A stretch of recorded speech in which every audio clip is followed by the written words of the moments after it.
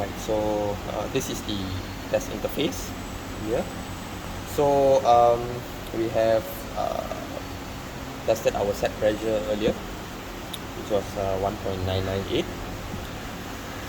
So what if we don't know our seal diameter value? So we have a function that can find this value if we don't have the seal diameter value. And since we found that we have our set pressure earlier and our work pressure, so these two values must be definite, right? So we need to have the work pressure and required set pressure for it to work. So there is two methods to go about this to find the seal diameter. If let's say the valve doesn't have this value, the first method, so we check valve. So for example, we don't have this 70 value that is already found and that's already given. So what we can do is we can use an estimate. We can use an estimate based on the flow diameter of the valve to find the estimated force required to open the valve. So what we can do is we can then insert 65 in this field over here, and this is just to find an estimated force value so that we can choose our load cell range to use for this test, the test to find the actual seal diameter. Right? So note this value 676, right? So this required set pressure, we want to make it as accurate as possible, so 1.998. Right, so still the same, it's 676. So what we can do now is click on return, and then we want to calculate our seal diameter, so go to the calculate tab over here. Then after that we can click on this average diameter calculation. Right. And the first step is to, of course, choose our load cell range. So earlier we had 676 as our force, estimated force.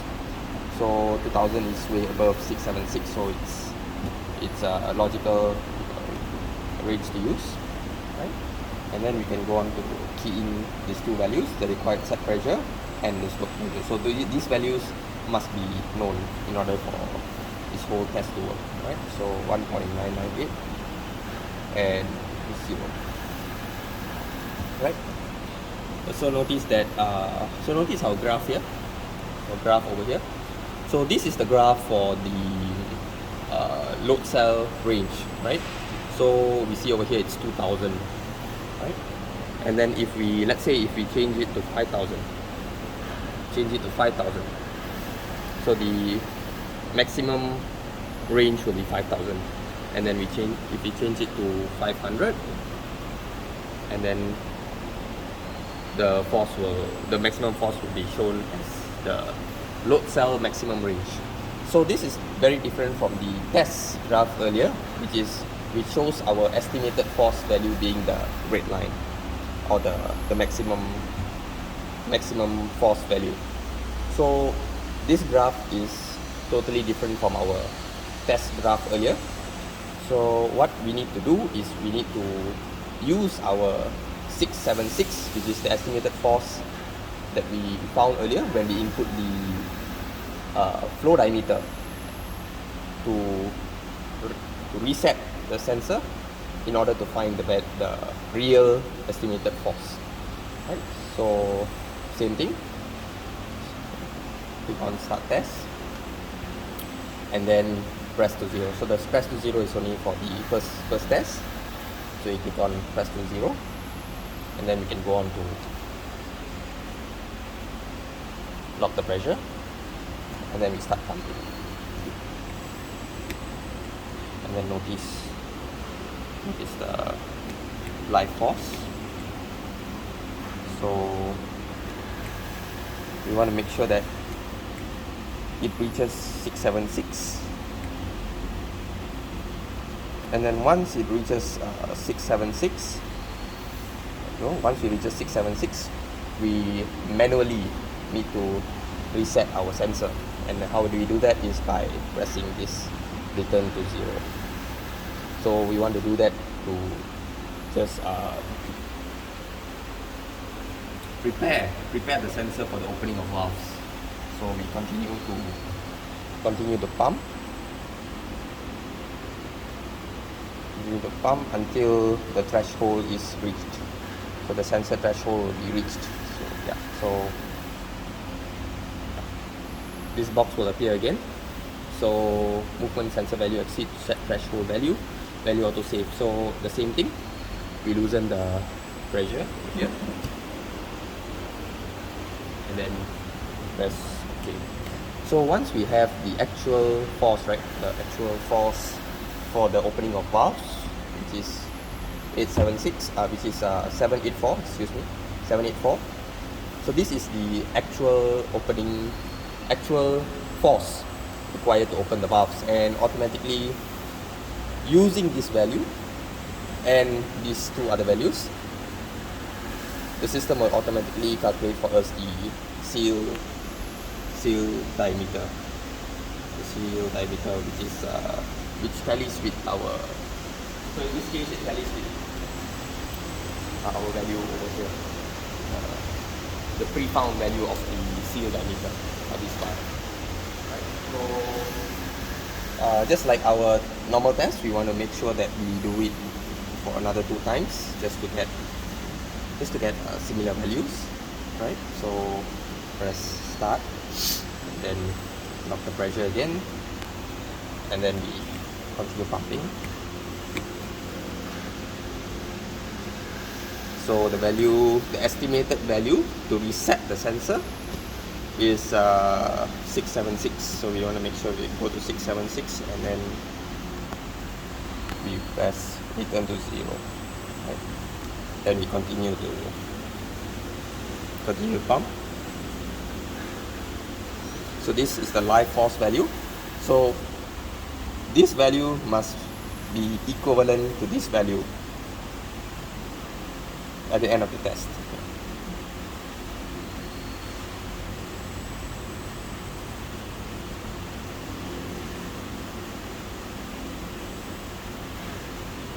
Right. So we release the pressure. Okay. And then we find 2 identical force values for the opening of valve, the actual force value to open the valves. And 2 identical force values can also mean that our seal diameter findings is valid. Right? We can proceed to do a third test if we want, but it's not necessary as we have 2 identical force values already. Right? So that is for the first method of how to do this seal diameter calculation. There is also another method that can be used. The other method is,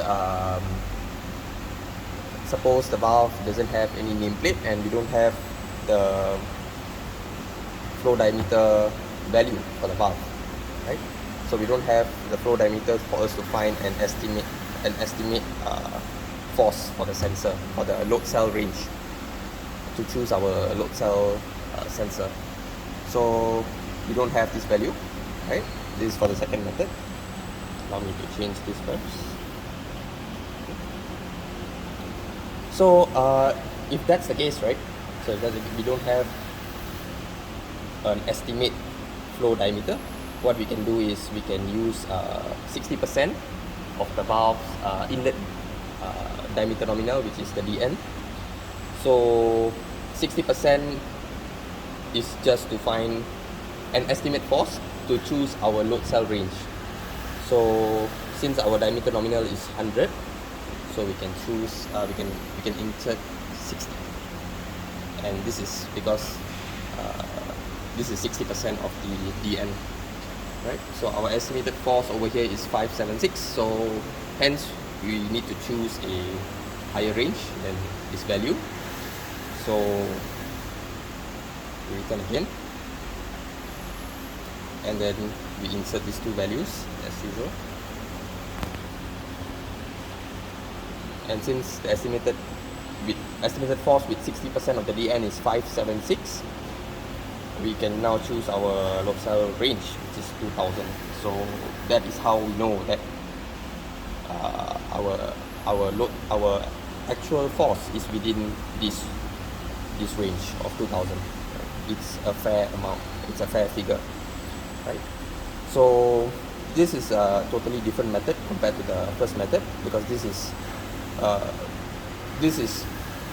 we are doing this test without any sensor being involved, without any sensor giving us a threshold value. So what we need to do is start the test and then click press to 0. And press to 0 is for the first test. So we lock the pressure again, lock it, and then we start pumping. And when we pump, we need to feel and observe the pressure change, right? So it's going up as I'm pumping the hand pump. So it's still going up. Right. So each of these strokes we need to feel the stroke, and we need to see the change in live force value. So if there's no increase, we can release and then click on complete, right? So we will get this seal diameter value according to the live force. So this is without using the sensor, and what I basically did was I just pumped until there is no more increase in actual force value. So that means that the valve has already been opened, and therefore there's no more build-up of force, right? So we can proceed to do the second test once we have this value. And what I like to do is I like to calculate 80% from this value, because that will give us the yellow line in the test page earlier. So 80% of 784.125 is 627. So what I'm going to do next is in the next test, I'm going to reset my sensor at 627. So I press start test, and then I pump.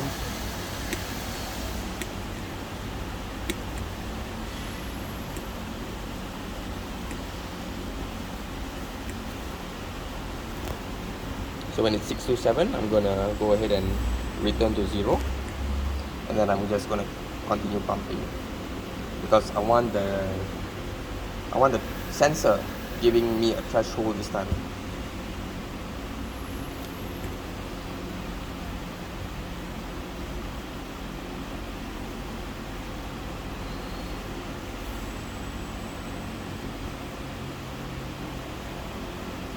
Right? So the value that I obtained is similar as earlier, so 784.125. And notice that I have used the second method, and I've still got the same seal diameter reading. So hence these two methods can be used to validate each other, right? And these two methods can be used even without one of these methods can be used even without using a displacement sensor. So we don't have to use a displacement sensor to find the seal diameter. We can use it just by pumping all the way until there's no more build up of force, and then we release the pressure, and then we check for the live force value and in our first test, and then from the first test, use 80% of that value to then reset the sensor by clicking on return to zero in the second test. So yeah, this is all for the serial diameter calculation. So we have two methods, so hence proving that this device is very versatile. You can find serial diameter in various methods, and it can also be used to calibrate valves. So thank you.